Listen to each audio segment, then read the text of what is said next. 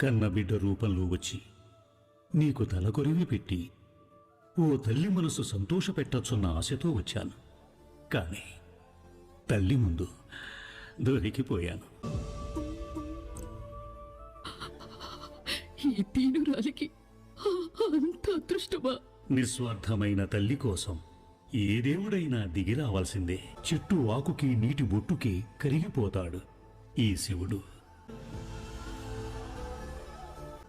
అలాంటిది ద్వేషించినా దూషించినా నువ్వు తలుచుకుంది నన్నేగా తల్లి. రాకుండా ఎలా ఉంటాను? అందుకే భగవంతుడే అబ్బురపడేంత అద్భుతమైన భక్తుడిని నాకు అఖండ రూపంలో ఇచ్చావు.